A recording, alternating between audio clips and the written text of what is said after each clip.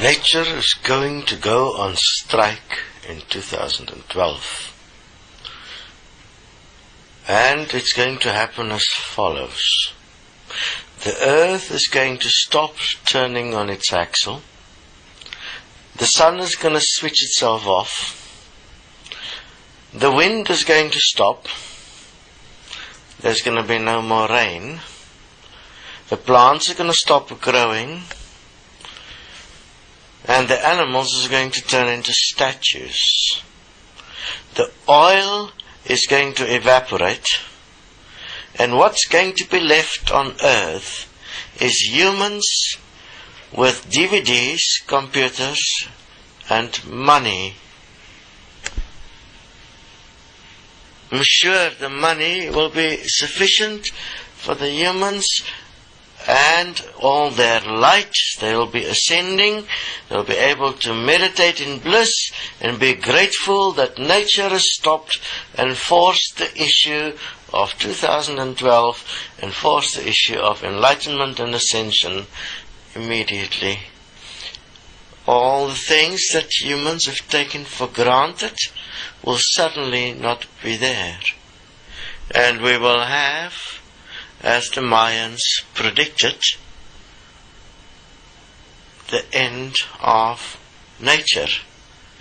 But the human will still be here with human nature. So we'll see if human nature can replace nature. So I suggest you put up your adverts and placards and pickets and notices. Nature is going on strike. It is war. Nature is striking back. The human needs to wake up. Will the strike hit the point? So look at the interesting notion that if nature is to strike, you sit down and meditate.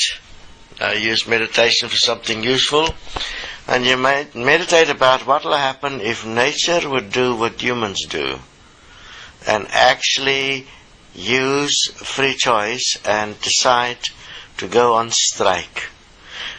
Then it will actually show the nature of choice, that free choice in itself is not a good thing, because if nature had to apply a free choice and say, okay, the humans are abusing me, I am no longer going to support the human is going to be in great shit, isn't it? So,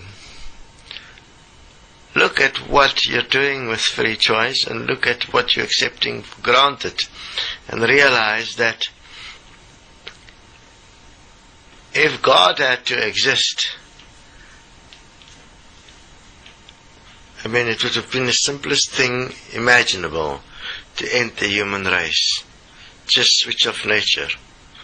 And it is the end. But have a look.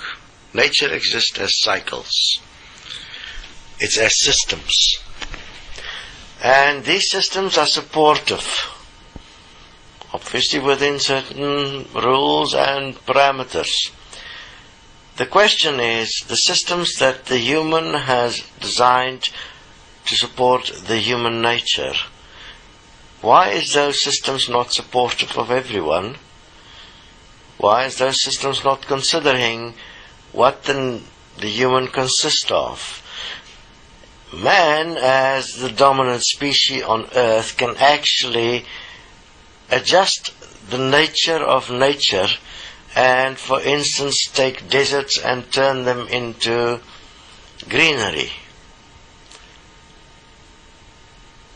So man can also do the same with the human systems, like the money system, and change the system into something that will support everyone equally.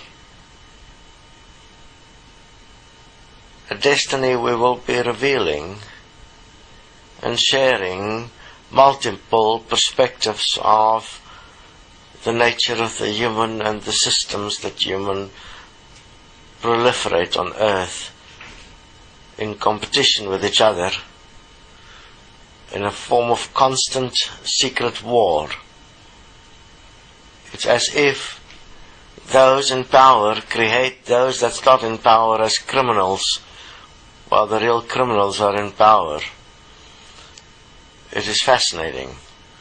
Thousands of years ago, Lao Tzu shared, the more laws you have, the more crime you'll have. How many laws do we have in each country now?